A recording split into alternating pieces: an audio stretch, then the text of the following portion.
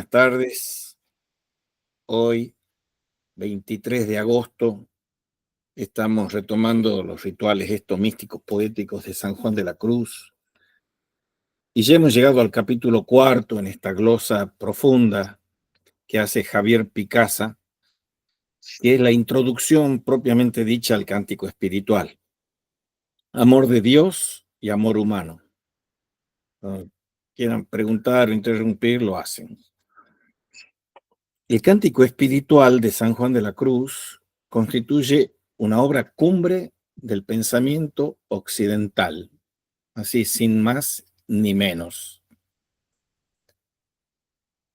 Eso es no solo en clave literario-poética, sino también en clave filosófico-teológica. Si ustedes se interesan por lo que está diciendo y haciendo en esta revolución silenciosa y espiritual el Papa León XIV, van a ver todas las veces que hace mención a San Juan de la Cruz y a Santa Teresa, pero más a San Juan de la Cruz, porque San Juan de la Cruz es el ápice, la cima de la oración cristiana desde el siglo XVI hasta nuestros días.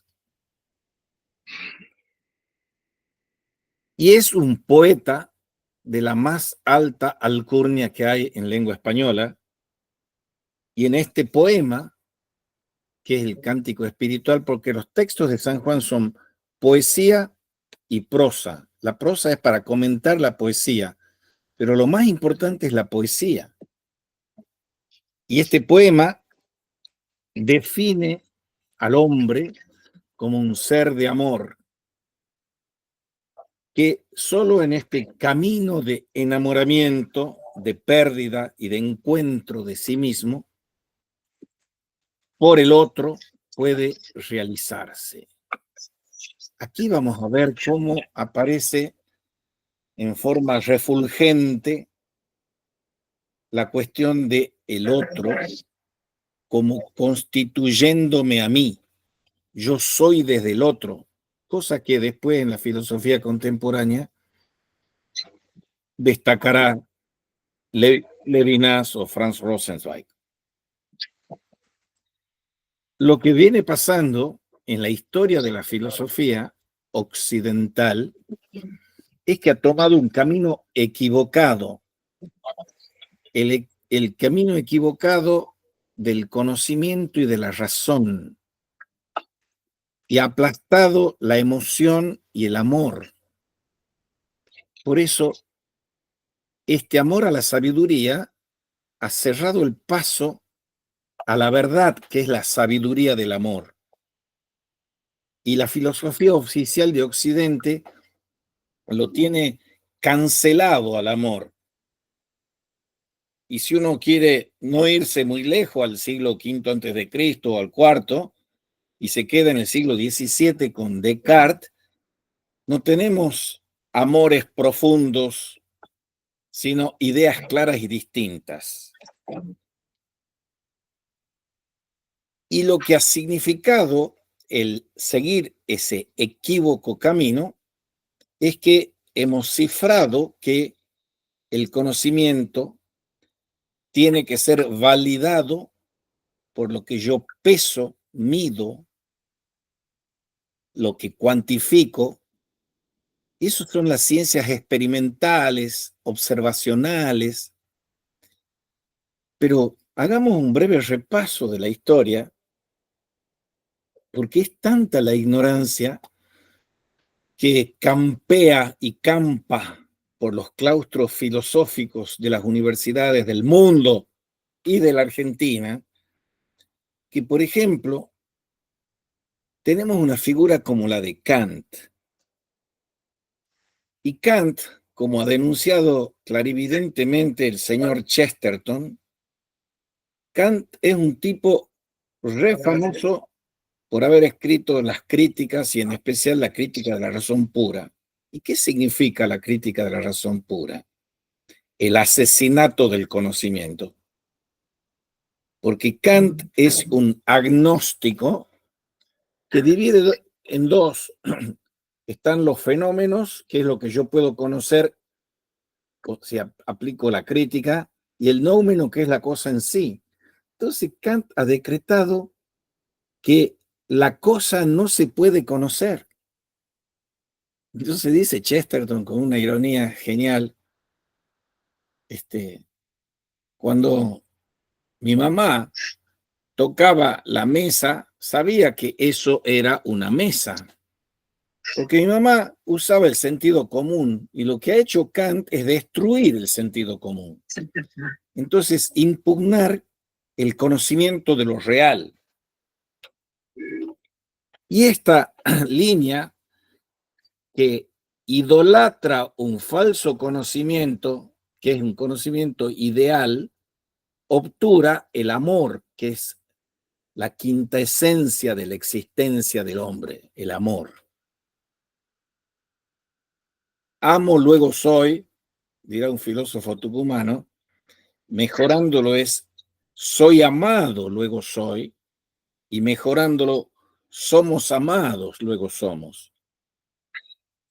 Al tomar el camino de esa vía moderna del conocimiento de Descartes, Kant, Hegel, etc., la filosofía termina siendo empobrecida, asesinada. Asesinan la filosofía. San Juan de la Cruz tenía el sentido común, místico y poético de las personas sencillas, y por eso él logra zafar, que también en la época de San Juan de la Cruz podría haber caído en esas líneas equívocas que va a impregnar la modernidad. Porque en el siglo XIV ya está Guillermo de Ockham, Marsilio de Padua, y ya están todos aquellos que son los abuelos de Lutero por un lado y de Descartes por otro. Entonces, ese abandono de la filosofía, ese asesinato de la filosofía, es algo que estaba en el aire cuando vivía San Juan de la Cruz y lo evitó y siguió abrazando la concepción de que existen cosas, existen verdades de las cosas y nosotros tenemos facultades para aprender y conocer las cosas. Y toda verdadera filosofía tiene que decir eso. Teniendo esto presente, hay que elegir algunas claves de lectura para introducirse en el cántico espiritual, que es un poema de amor, que hay que decir cómo se sutura ese poemario amoroso. Y dice con una metáfora maravillosa que está también en San Juan de la Cruz, este intérprete, Javier Picasa, que los hombres tenemos tres heridas, tres grandes heridas con las que el hombre nace y se despliega. Y hay que llegar a la herida mejor y mayor, que es la herida de amor, que es la que vamos a ver en San Juan de la Cruz. Pero veamos paso a paso las otras dos heridas, que son capítulos de la filosofía. La primera herida es la herida, llamémosle platónica, porque con Platón nosotros estamos instalados en un mito en el que estábamos en el topos hiperuranos, en ese cielo de las ideas, y hemos caído, el mito de la caída, la encarnación del hombre, la caída al cuerpo del hombre, es la caída a la cárcel del alma. Y en la alegoría de la caverna, lo que nos dice el buen Platón, ustedes conocen el tema, que están los prisioneros mirando el fondo de la pantalla del cine ese, y por detrás de él, en un muro, hay unas figuras que están transportando cosas, y la luz que viene de afuera proyecta las sombras sobre eso, y hay uno de esos prisioneros que logra zafar de eso y hacer el escarpado camino para salir y ver las cosas a la luz del sol. Y cuando vuelve, ninguno de los compañeros de prisión quieren darle un miligramo de bolilla, porque todos ellos creen que la realidad es esa ilusión y esa apariencia que ellos ven en el fondo. Esa es una herida ontológica. La caída desde ese cielo universal, perfecto, necesario, a la caverna. Y estamos siempre caídos y llamados a salir de la caverna. Ahora bien, en nivel de hondura superior, resulta preferible y necesaria una visión platónica del hombre como un ser que rompe esa armonía intramundana. Esas tres formas de enfocar las heridas de la creatividad humana, porque todos estamos llamados a ser creativos con nuestra existencia. La primera, como les decía, es la herida ontológica. Es una caída de ese ser humano a este infierno y esa bajeza que es la tierra sensible, opinable. Y esa mitología griega se reproduce en otras mitologías antiguas, en religiones del lejano oriente, de la India, y ahí es donde nos sitúa el platonismo. Hay un paralelismo entre el platonismo y el hinduismo, por ejemplo, o el budismo, porque para ellos también hay esa caída y esa ruptura. La segunda herida, la primera es la ontológica, la segunda herida es una herida histórica, una herida de ruptura y violencia social. Esa es la herida descrita por el Antiguo Testamento. Y entonces, la caída del hombre es la caída por un pecado histórico. El hombre es puesto en el paraíso y cuando peca, elige la muerte, negar a Dios, comer la manzanita, dicho simbólicamente, es el pecado, el inicio del pecado histórico y social. Y en tercer lugar, se puede hablar de una herida afectiva vinculada a la falta de amor. En la misma dualidad sexual, varón-mujer, estamos situados, los seres humanos, ante la urgencia y tarea de un encuentro afectivo de tipo personal. Y eso está esbozado en la propia tradición hebrea del Cantar de los Cantares, pero es formulada reforzadamente por el cristianismo, y es donde nos sitúa San Juan de la Cruz. Y solo desde aquí se puede entender, desde la herida del amor, el cántico espiritual, que es un remozamiento del Cantar de los Cantares. Ampliemos un poquito esto, por si acaso no está suficientemente claro, repitiendo estas heridas. La primera, les decía, es la herida ontológica, que aparece en diferentes culturas de Oriente y Occidente, que es el gran mito de la caída del hombre. Esa ruptura fundante en que las almas han perdido su unidad primera y han venido a descender de lo divino. Estábamos en el plano divino y hemos caído a lo infradivino, que es lo humano. Esa herida ontológica es aquella por la que el mismo ser del hombre se halla en esta forma corrompido, porque se encuentra separado de su fuente, en un exilio, está partido, está dividido, fuera de sí mismo. Si yo agarro una moneda o agarro una medalla y estoy de novio con una chica y partimos la medalla, partimos la moneda, y entonces cada uno se queda con un pedazo separado. Y por el amor reunimos los dos pedazos. Reunir es simbolizar, dividir es diabolizar.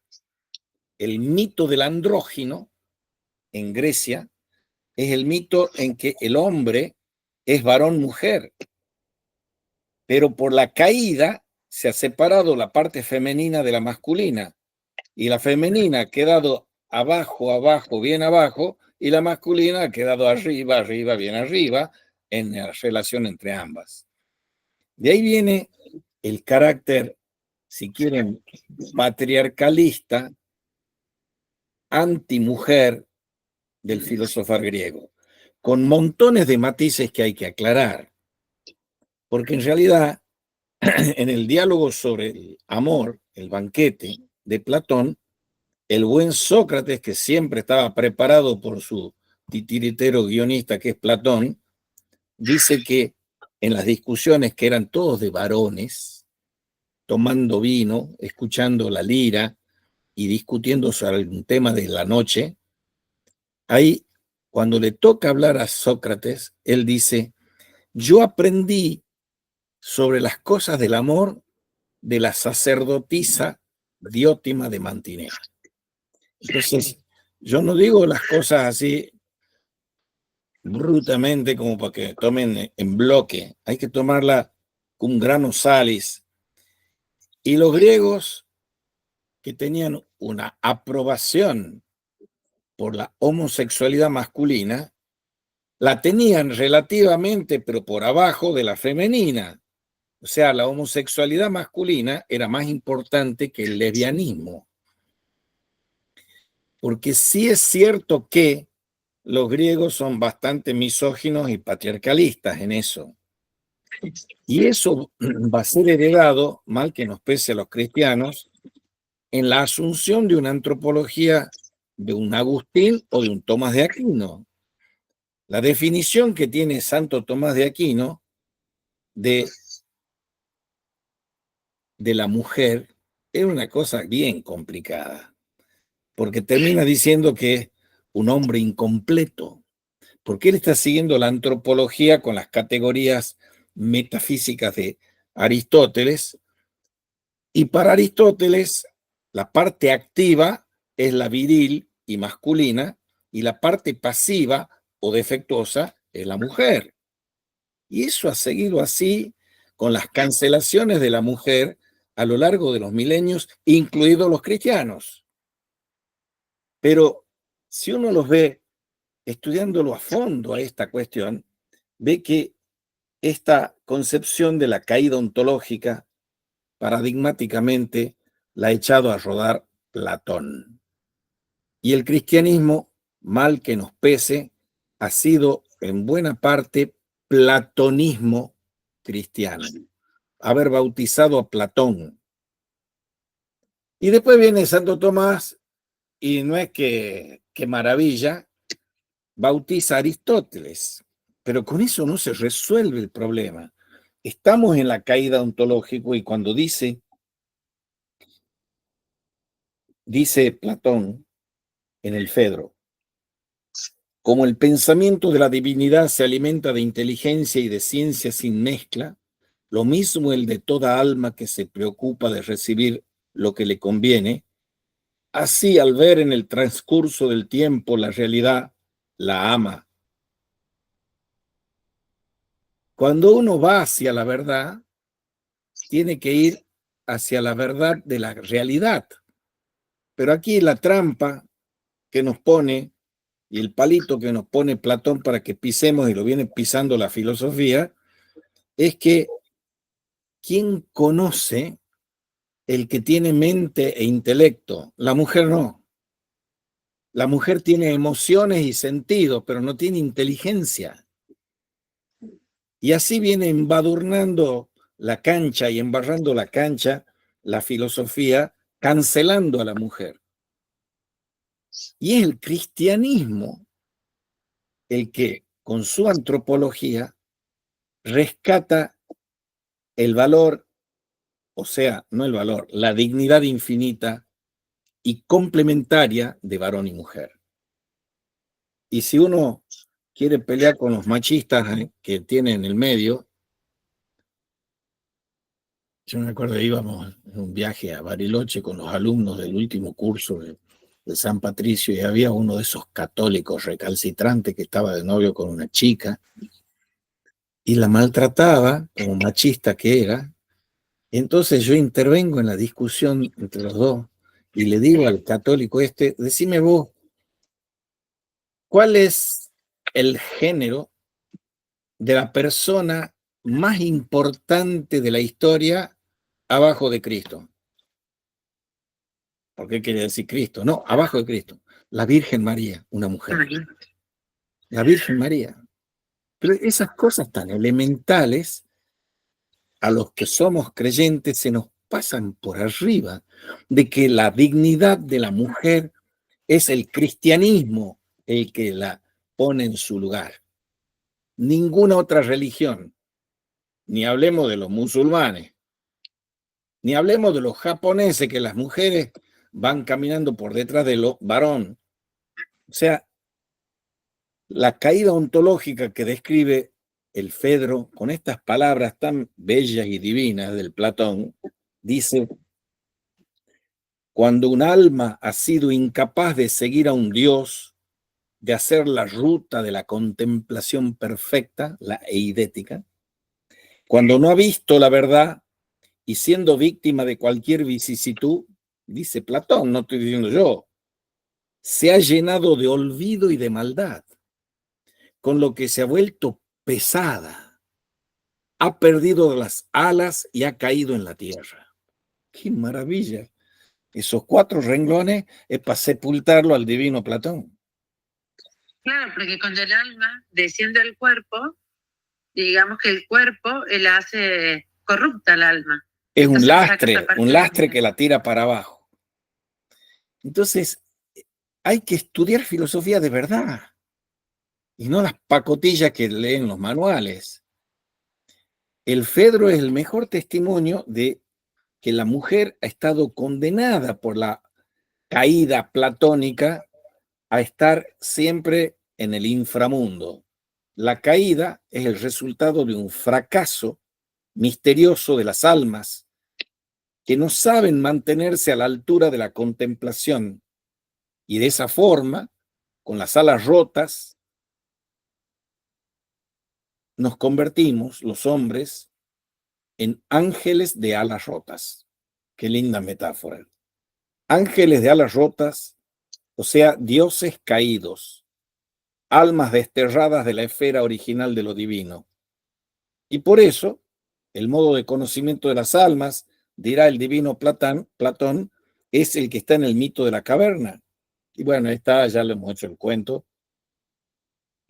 Y eso es lo que somos los hombres para Platón, almas cautivas, almas aprisionadas,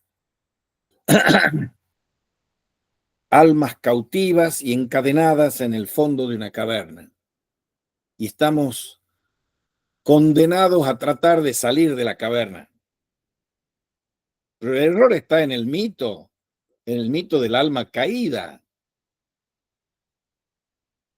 Y así estamos nosotros, hundidos, perdidos en el mundo, y solo nos redimiremos por el recuerdo, por el reconocimiento. Todos los gansos que andan estudiando Hegel y no entienden ni de Hegel, hablan del reconocimiento, que eso es platónico. La anamnesis, que es la reminiscencia, y el reconocimiento. En cambio, si uno lee a un judío como Levinas, no es el reconocimiento lo importante, sino la responsabilidad por el otro, que está en Mateo 25, que está en la parábola del buen samaritano. Y la alternativa filosófica, también. por supuesto, la alternativa fundamental es reconocimiento o responsabilidad, conocimiento o amor. Yo a mis alumnitos de secundario siempre les hacía la pregunta capciosa: ¿amo porque conozco o conozco porque amo? ¿Qué es lo más importante para nuestra existencia? ¿El amar o el conocer? El amar. El amar, sin dudamente.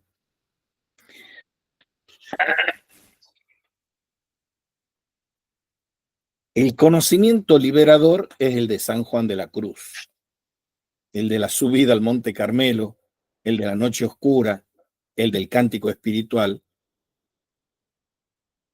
porque si no, quedamos empantanados en la concepción del amor en el banquete, que es un maravilloso diálogo de Platón. Y en el amor, en el banquete, en el simposio, he aquí, dice Sócrates, el recto modo de abordar las cuestiones del amor, del eros, empezar por las cosas bellas de este mundo, teniendo como fin esa belleza en cuestión, y de los cuerpos bellos pasamos a las bellas normas de conducta, y de las normas de conducta a las bellas ciencias, hasta terminar partiendo de estas en la ciencia de la belleza absoluta. Por supuesto, no me malentiendan cuando yo hago estas críticas a Platón con el respeto infinito al genio del divino Platón. Pero en este pasaje que les acabo de leer del banquete, mencionan la palabra belleza, la palabra verdad, la palabra amor y la palabra bien. Nos quedemos con dos: belleza y bien. No podemos amar lo que no es bello y lo que no es bueno. Belleza, kalos en griego, bien, agatón en griego. En el simposio aparece como kalon kai agatía, belleza y bien. Lo acabamos de leer aquí. Y es la clave para comprender la quinta esencia de la maravillosa y equivocada filosofía platónica. Porque si yo tengo que amar la belleza y el bien, no me voy a conformar con que sea una belleza de segundo, tercer o cuarto grado. Tiene que ser la belleza absoluta y el bien absoluto para que lleguemos a la contemplación. Y eso es de Dios. Y claro que sí, pero no en el divino Platón. La concepción que está pautando aquí el buen Platón es que conocer es amar. Conocer es amar.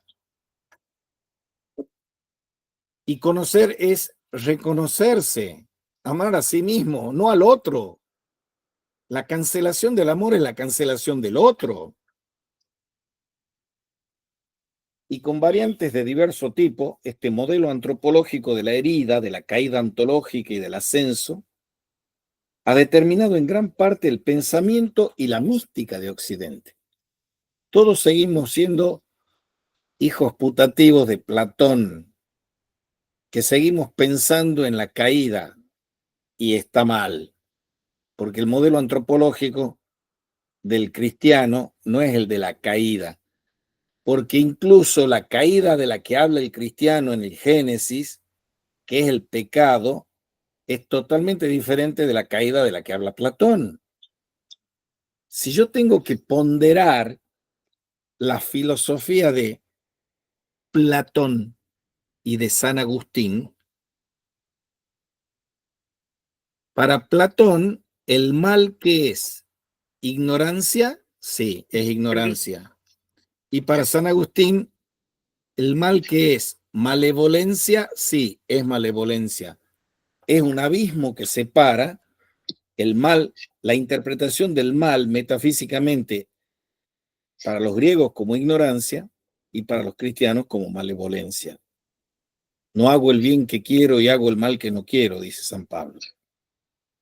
Y conforme a la visión de San Juan de la Cruz, no se puede hablar de una caída ontológica.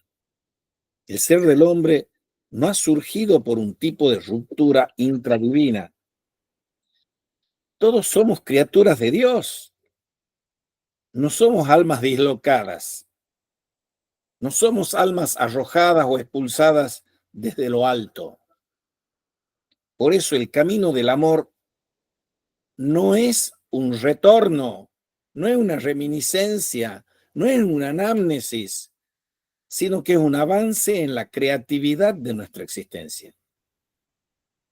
El amor es lo que nos crea y recrea a nosotros mismos. Nos recreamos en y por el amor. ¿El amor a quién? Al otro, al prójimo como a sí mismo, como condición del amor a Dios por sobre todas las cosas.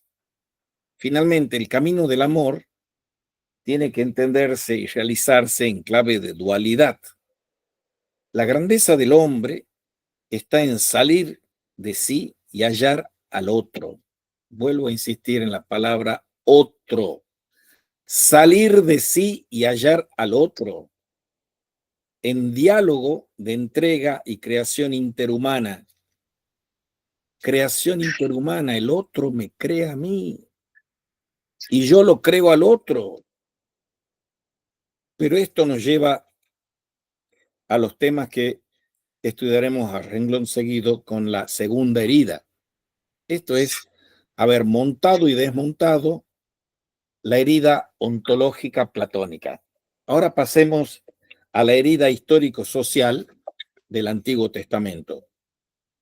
También en el Antiguo Testamento vamos a encontrar una especie de mito de la caída que pareciera acercarnos al espacio de símbolos que ha forjado el platonismo. Y los primeros hombres vivían en armonía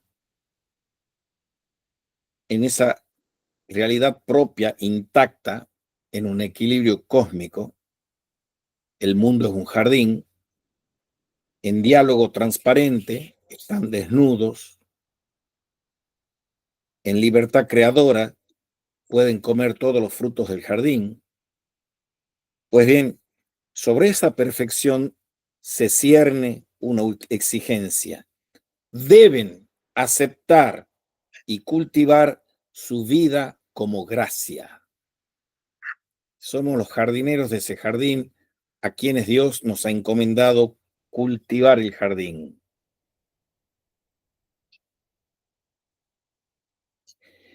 Ese jardín es un don, es un regalo. Y es un don que proviene del misterio de Dios, que es el dador, el donante. Por eso no pueden tomarse la fruta que quieran del árbol que le han prohibido que coma. Tomar esa fruta que tampoco era la manzana en verismo exegético bíblico, no importa cuál sea la fruta, pero tenían la prohibición de comer de ese árbol, de la ciencia del bien y del mal. Y el hombre libremente decide desobedecer a Dios y comer.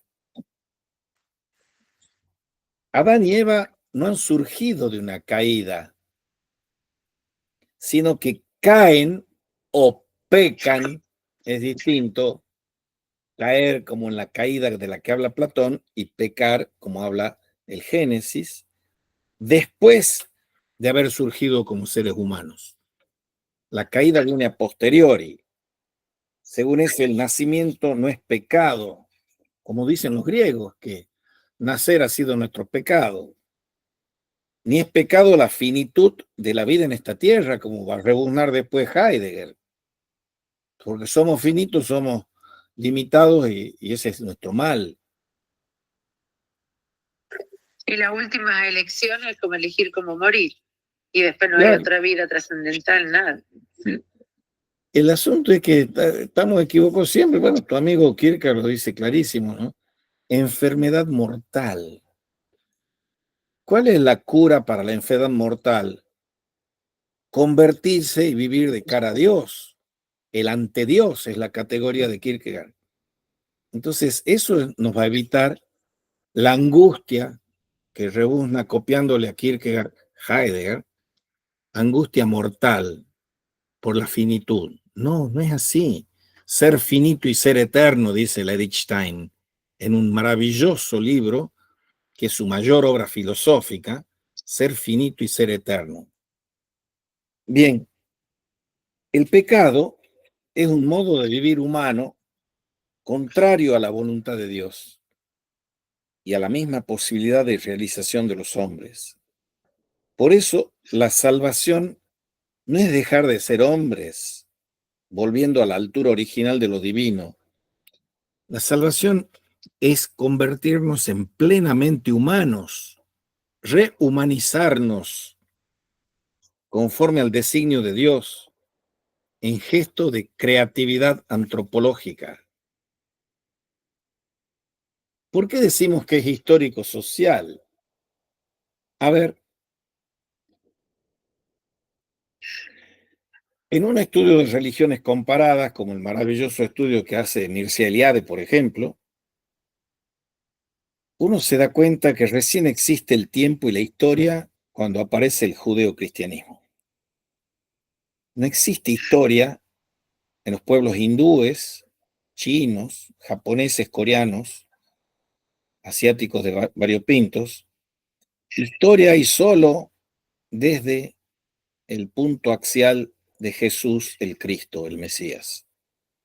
Pero antes de que esté Jesús el Cristo, el Mesías, tenemos pueblos en Mesopotamia, en el Medio Oriente tan convulsionado de hoy, y esos pueblos, ¿qué relación tenían con la historia? Nula. ¿Por qué? Porque en todos ellos, como después dirá el anticristo Nietzsche, hay un mito del eterno retorno.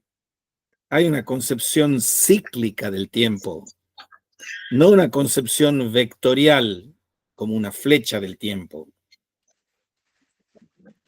Por eso pensadores como Kierkegaard, por ejemplo, toda su concepción es del instante, que es el instante, que es un kairoi, que es el momento oportuno, donde acontece por mi decisión la eternidad.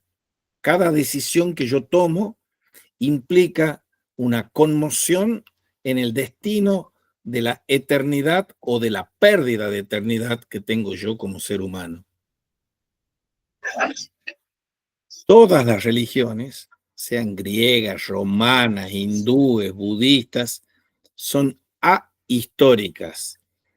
El único Dios que se hace tiempo y que se hace historia es Jesucristo. ¿Y por qué se hace tiempo e historia? Porque se ha hecho carne. Y la encarnación es lo que diferencia totalmente al cristianismo del resto de las religiones. Es un Dios que se hace carne. El Dios que se hizo hombre para que el hombre pudiera franquear su paso para llegar hasta Dios. Ahora, volvamos al Antiguo Testamento y estaban los judíos de esclavos en Egipto.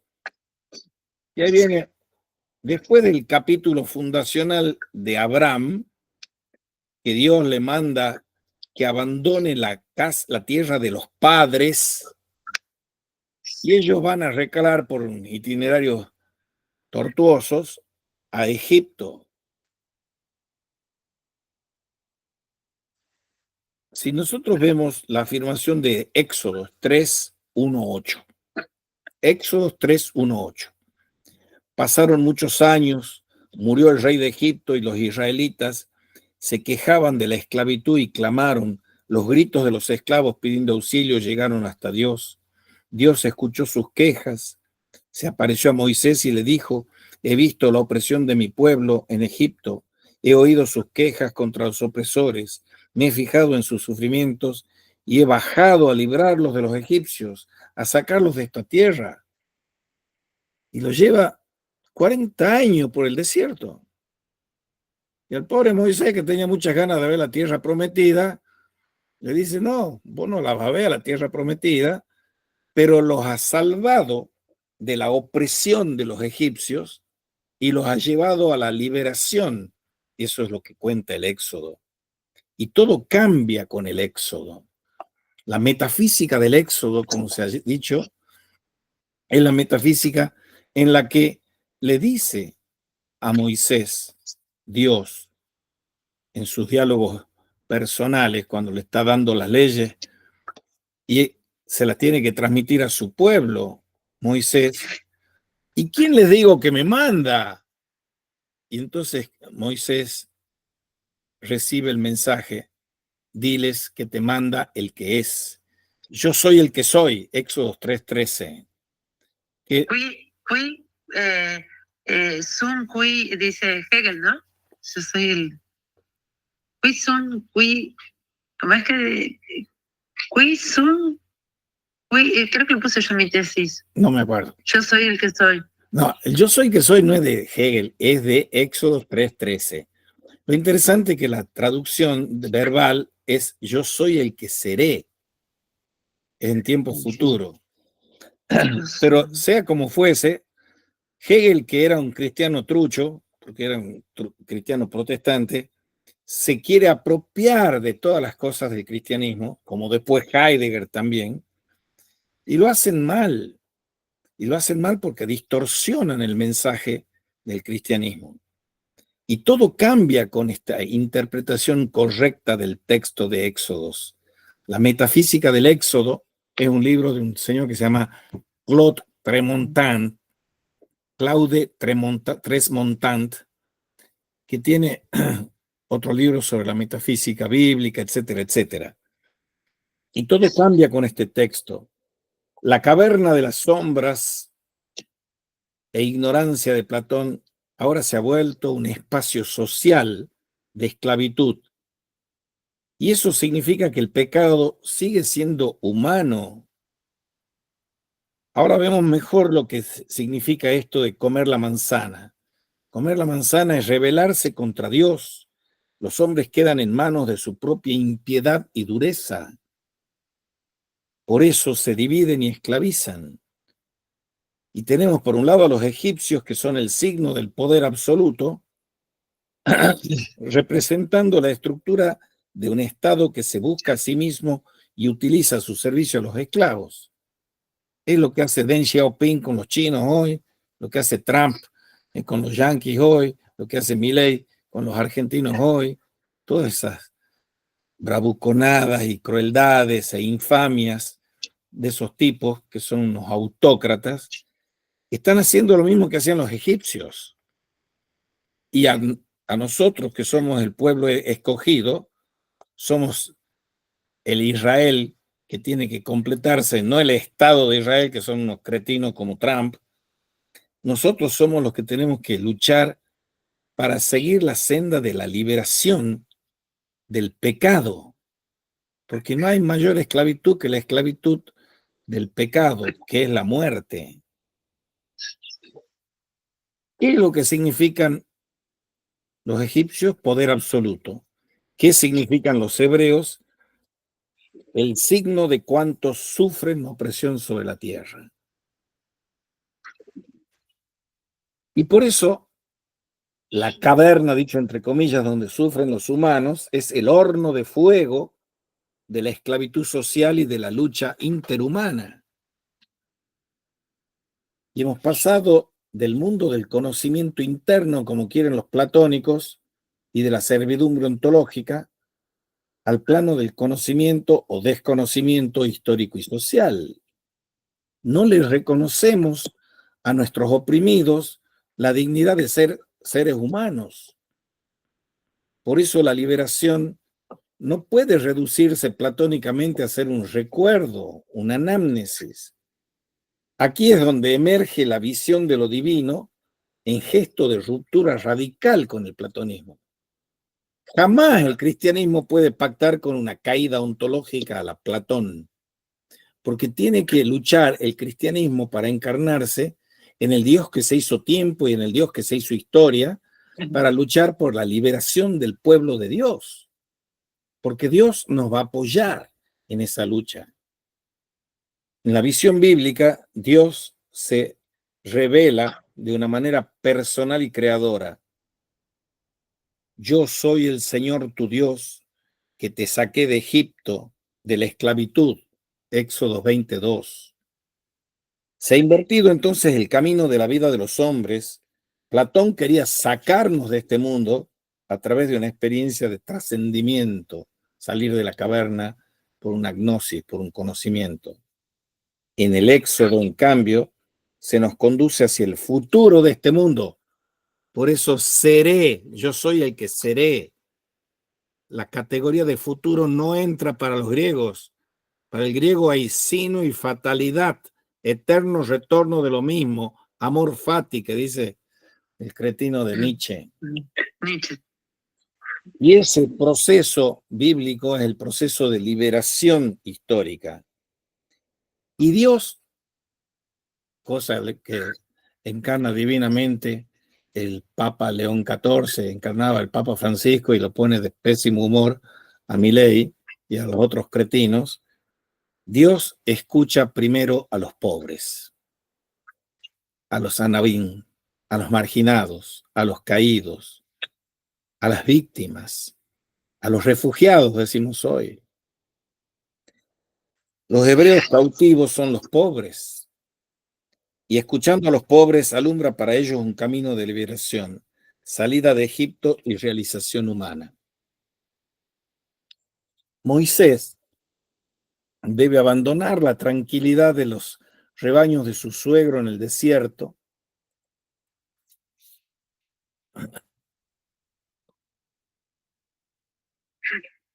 y debe dejarlo todo y dirigirse al espacio conflictivo de los hombres en el centro del mundo que es Egipto. Y allí traducirá la experiencia de Dios en exigencia de amor liberador dirigida a los hermanos cautivos. La historia de Moisés es apasionante.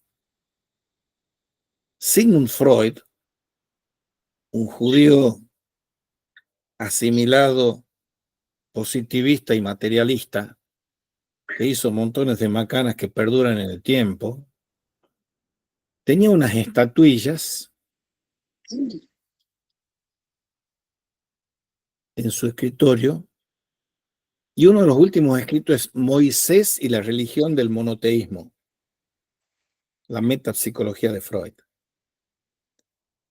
Porque Freud, que además era un resentido total culturalmente, pensaba que como el cristianismo, que hacía sus malas cosas a rolete en el imperio austrohúngaro, los seguía humillando a lo largo de los milenios a los judíos.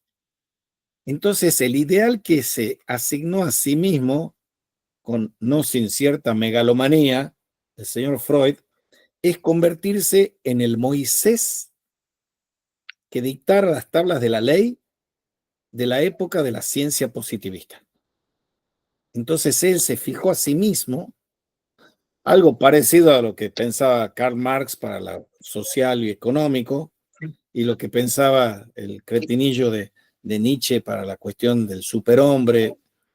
Pero lo de Freud es sintomático porque la estructura psíquica del ello, del yo y del superyo muestra que el ello son las fuerzas pulsionales de Eros y Tánatos.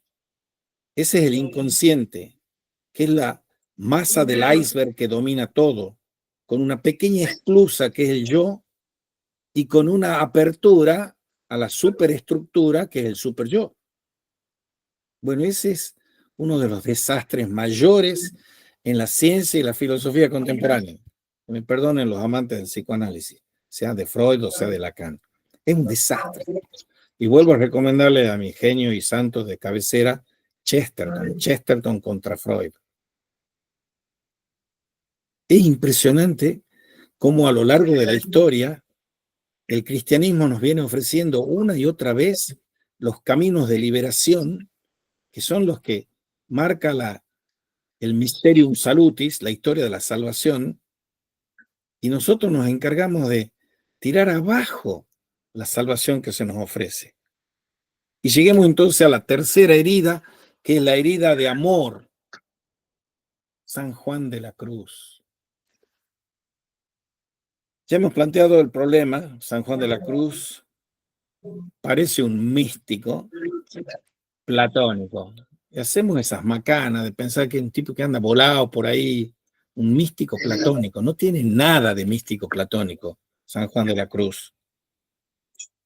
San Juan de la Cruz se encuentra inmerso dentro del campo de la herencia profética. Una cosa son los 7 sabios de Grecia y otra cosa son los profetas de Israel. Los profetas son de un orden absolutamente diferente al de los sabios. Por eso, San Juan de la Cruz sabe que está vinculado al camino de Moisés, de Moshe, y a todos los restantes creadores del Antiguo Testamento, y por eso le interesa el bien concreto del hombre concreto. Esta herida de amor define con toda precisión nuestra existencia. Nos duele y a la vez nos capacita para realizarnos. La herida de amor. Hay una hermosa estatua de Bernini, que es la transverberación de Santa Teresa, que está en Roma.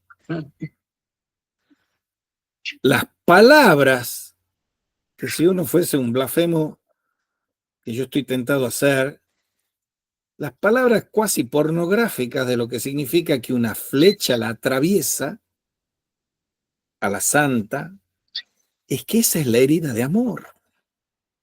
Yo estaba enamorada de Dios, estaba enamorada de Cristo. Bueno, y vos no estás enamorada de Dios, también tenés que estar enamorado de Dios. Y también, si seguís enamorándote, te van a flechar, te digo. La herida de amor puede llevarnos a otros planos y niveles de la alteridad humana. San Juan de la Cruz ha interpretado, mucho antes que Levinas, que la verdad proviene de la realidad del otro, no la realidad mía, de cuidarme a mí mismo, como dicen Platón, Sócrates o Michel Foucault. No es cuidarme a mí mismo, sino cuidar al otro, hacerme responsable por el otro. Y el amigo no es un puro acompañante, quizá un maestro, un mayeuta, que me capacita para descubrir mejor aquello que está dentro de mí. ¿Qué es lo que está dentro de mí en esta herida de amor? El amigo, cum amor amicitie, con amor de amistad. El amigo es la verdad. El amigo es la revelación de Dios sobre la tierra. ¡Qué notable!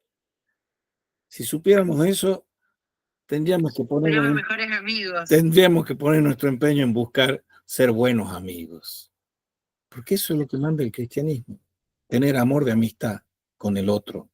Ser no para mí, sino para el otro. Dios se presenta ante todo como el otro.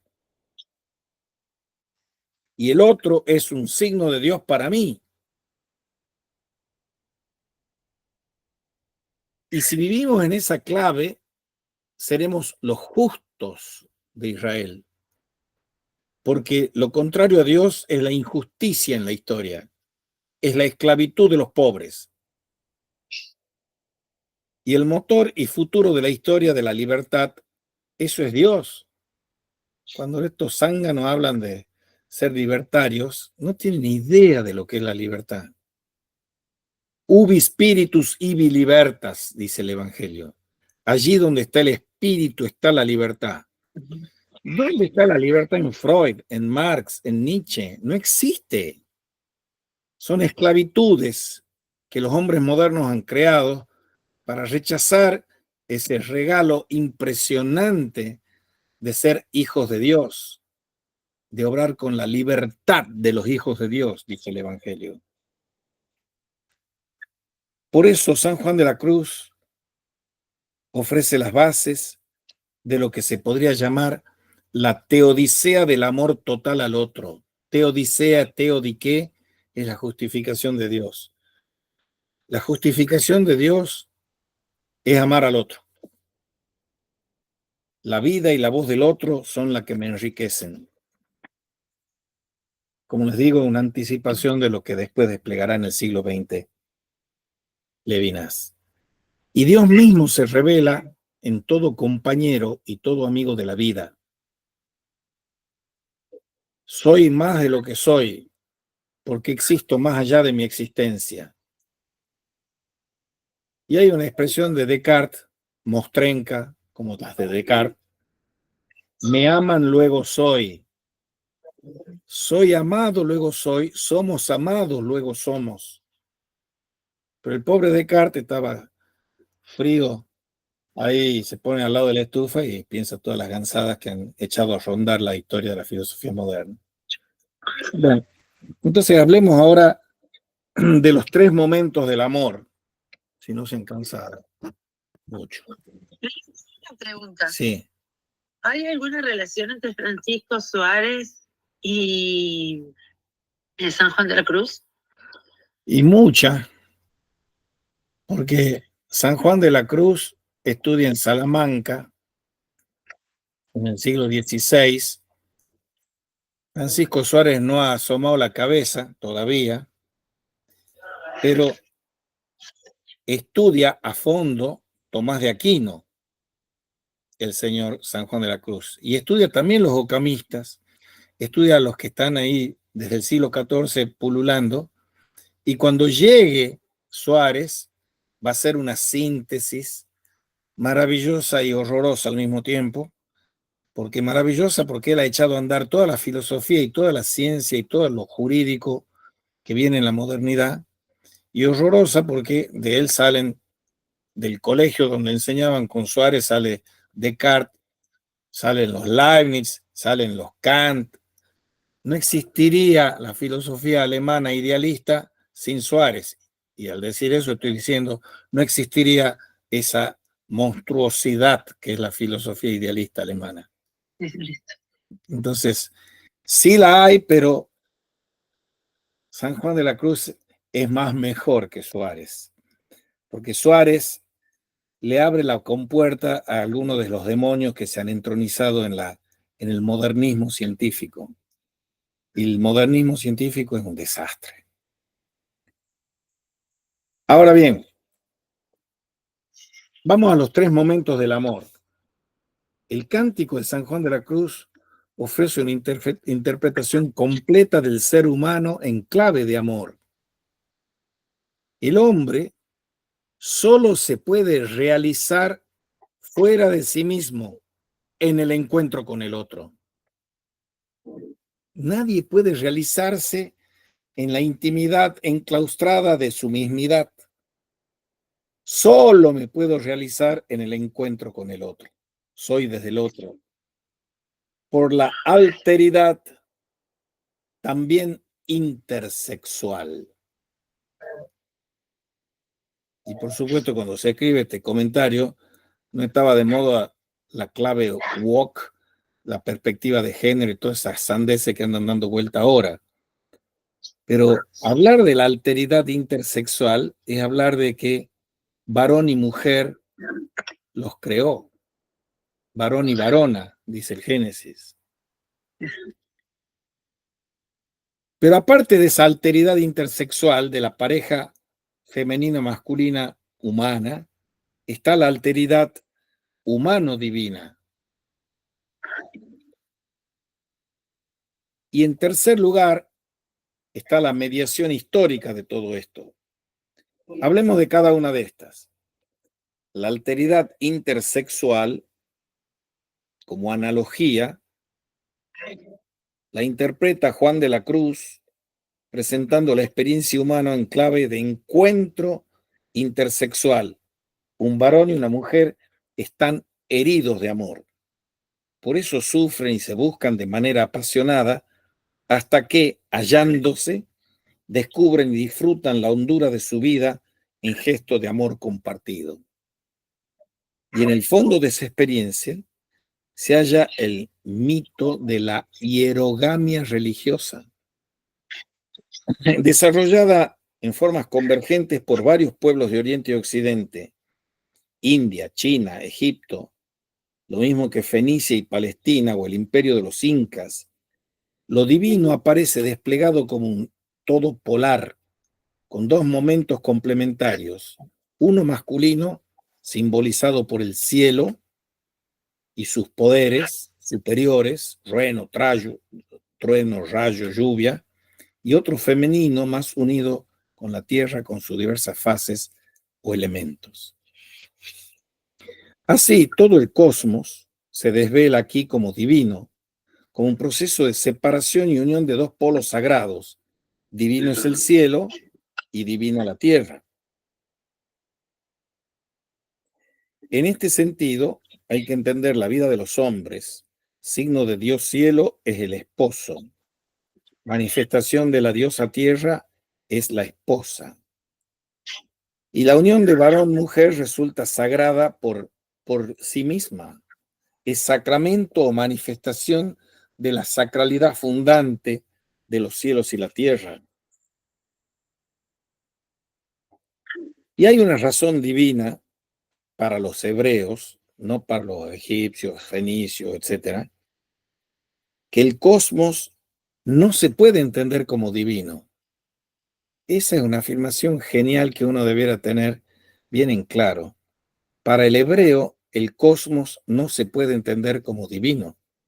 En cambio, para todas las religiones pre-hebreas, el cosmos era lo divino. Para Platón, Aristóteles y los fenicios, etcétera. ¿Por qué? Lo que introduce el judaísmo es que Dios es trascendente y, enfatizo, absolutamente trascendente. Y si yo tengo una metáfora del cosmos como una esfera, como en Parménides, todo entra dentro de la esfera. Los dioses, los hombres, las plantas, los animales, la tierra, los ríos, todo entra en él. Al interior de esa esfera es el dintorno. Al exterior de esa esfera, enseñaba el maestro Gaspar Risco Fernández, está el contorno.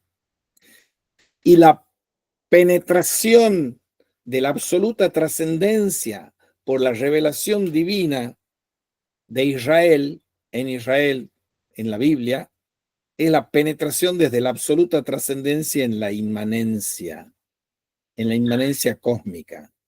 Por eso lo más perfecto para un griego es el cosmos, una cosmología, dentro de la cual está la antropología y la teología. En cambio, la perfección para el judeocristianismo es la teología, que es la absoluta trascendencia del Dios creador, no de un Dios que es todas las cosas panteístamente, y menos del ateísmo. Entonces, el Dios trascendente bíblico es el que perfora el cosmos desde afuera.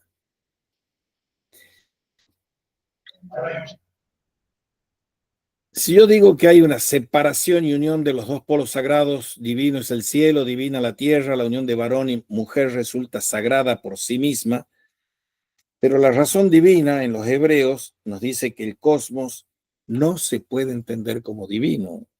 Dios es trascendente. Algunos harán una sutil distinción que es buena, pero hay que entenderla bien. En francés, transascendente y transdescendente. La transascendencia hacia Dios y la transdescendencia para todo lo trascendente que hay, vestigia verbi, vestigios del verbo en la creación. Entonces, siempre estamos nosotros insuflados por una trascendencia que nos constituye también. Esa es la espiritualidad del hombre. Totalmente. Y cuando quieren salir las teólogas feministas truchas esas que andan pululando, que hay algunas que son buenas, como Edith Stein, y dicen que Dios no es padre, sino que es madre, no entienden una cosa tan elemental como esta: Dios no tiene sexo. Y Dios no tiene sexo porque no es una dualidad masculino-femenina de padre-madre. Y no es Dios un matrimonio hierogámico. Dios es el poder de creación que sobrepasa toda división y dualismo humanos. Y esa es la razón divina. Pero hay también una razón humana. Consecuentemente, los hebreos no vieron el matrimonio ni la dualidad varón-mujer como expresión de una sacralidad intradivina. Hay finalmente una razón de tipo cósmico. Al desacralizar el mundo, los hebreos lo han desexualizado. Es una expresión hermosa esa. El primer programa de secularización, que no secularismo, está en el libro del Génesis, porque las religiones anteriores divinizaban la montaña, el río, el árbol, la piedra, etc. La primera secularización es el estatuto creado del cosmos. Todo el cosmos es criatura, no es creador, y menos una autocreación. Contra estas divinizaciones intramundanas, los profetas proclamaron que el amor varón-mujer es bueno como amor de criatura, no de creador. Se trata de algo humano, no divino, como luego se precisará con más fuerza. En la razón de tipo cósmico, los hebreos desexualizan al cosmos. Hay finalmente una razón de tipo cósmico que desexualiza eso. Y a partir de aquí se entiende una novedad extraordinariamente significativa en la historia de la religión y la cultura humanas: el descubrimiento israelita del amor interhumano como realidad valiosa en clave de dualidad interhumana. Ni el varón es cielo Dios, ni la mujer es tierra diosa. Son sencillamente criaturas, personas en diálogo gozoso, que es un caballito de batalla que tenemos nosotros para las propedéuticas pedagógicas, que todo acto educativo es un diálogo amoroso y gozoso. Y en esta perspectiva se sitúa el Cantar de los Cantares.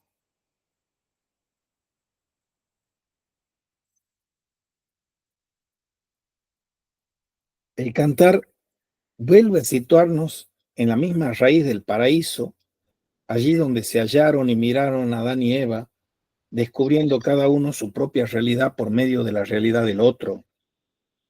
Esta sí que es hueso de mis huesos y carne de mi carne. Hay simplemente un amor dual, un varón y una mujer que se miran y se encuentran, que se sufren, se buscan y se gozan. Es un milagro siempre repetido en búsqueda y sorpresa nueva y creadora. Y con esto, el cantar tiene que entenderse como un gran sí al misterio de la vida. Varón y mujer se descubren como iguales en amor, como distintos en los propios caminos de la vida. El cantar ha destacado la igualdad frontal de los humanos. Ni es más el varón ni menos la mujer. Ambos se buscan mutuamente, ambos se encuentran, de tal forma que al hallar el uno al otro, descubre cada uno lo más hondo de su entraña. Esa es la alteridad intersexual. La vida humana como búsqueda y encuentro son nuestras historias de amor. Por eso hablamos de la teodicea del encuentro intersexual. Cantar habla del Dios hablando del mismo amor humano. Traducido en argumento conceptual se puede decir: Dios existe Lo encontramos allí donde un varón y una mujer se miran y enamoran, se buscan y se entregan mutuamente. Más allá de todo el cosmos, más allá de los diversos argumentos conceptuales, descubrimos aquí el nuevo argumento de la vida, realizada en gozo y canto de amor entre un varón y una mujer. Pasemos a la alteridad, eso es la alteridad interhumana, intersexual humana. Pasemos a la alteridad humano-divina. Aquella es la analogía, se dice en griego, analogía caritatis, y esta es la anagogía, la relación de la alteridad humano-divina. Siguiendo una terminología clásica, hay que interpretar el amor humano como analogía del encuentro con Dios, varón y mujer unidos en búsqueda, diálogo y entrega gozosa. Pero Dios mismo aparece como esposo de los hombres. Y la analogía se convierte así en anagogía, para utilizar una palabra común de la tradición exegética medieval. Y Dios mismo interviene como compañero del hombre. Se devela como amigo, como esposo, como compañero de su pueblo, inaugurando así una historia de amor en la que vienen a vincularse cielo y tierra. Por eso se produce aquí un Dios que ama a su pueblo, una resacralización del pueblo de la alianza. En esta línea son impresionantes los textos, ya un poco tardíos, de Ezequiel 16 y 23, donde se cuenta la historia de Israel con rasgos de elección, de amor fundante, de matrimonio y adulterio siempre repetido. El pueblo amado deja a Dios, su esposo bueno, y se pervierte con amantes mentirosos. ¿Qué hará Dios? ¿Abandonarlo? ¿Castigarlo? Sabemos que no. Por más que el hombre sea un falluto, Dios no es un falluto, y Dios cumple y mantiene sus promesas. Pero aquí tenemos que introducir de nuevo esta cuestión de tanta relevancia metafísico-teológica, que es el futuro. El futuro, decía Karl Rahner, gran teólogo, Dios es el futuro absoluto, porque el futuro introduce la cuestión del alfa es el primer principio, omega es el fin último, el alfa y el omega.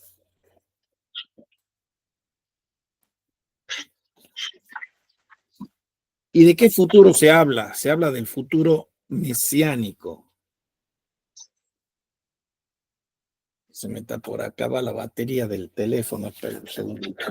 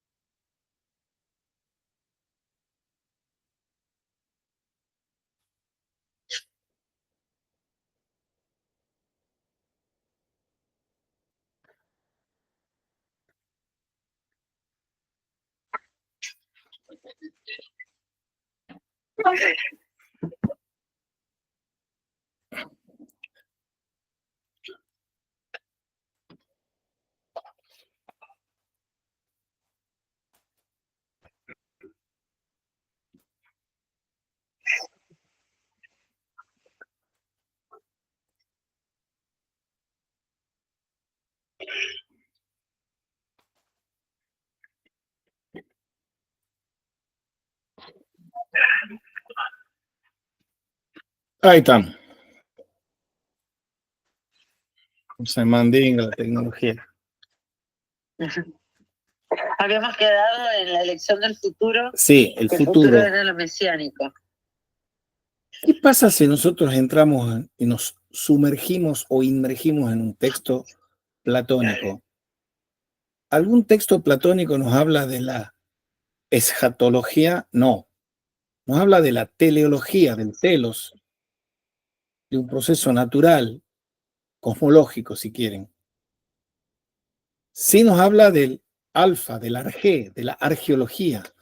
Y toda filosofía, para bien y para mal, y sería para bien reconocerlo, es una argeología. Y toda teología es una escatología, porque el futuro es la clave sobre la que se sustenta la fe. En la cuestión 11, en la cuestión 14 de las cuestiones disputadas de Veritate se llama, un artículo es sobre la fe y dice, citando la carta a los romanos, que la fe es de lo invisible y de lo futuro. Si nosotros tenemos un asentimiento afectivo con una proposición de fe, es porque creemos, como se reza en el credo, en la resurrección de la carne. Para los hindúes, los budistas, no hay resurrección, hay reencarnación. Incluso para los saduceos judíos no hay resurrección.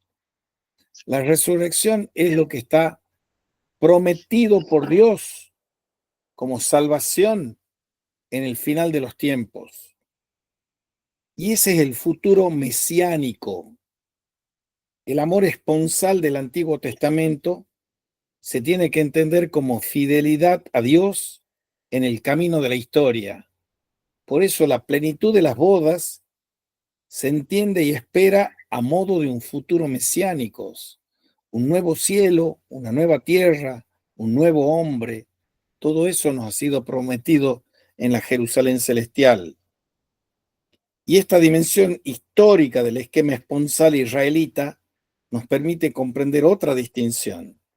Para el platonismo, la diferencia intersexual es algo que en el fondo debe superarse.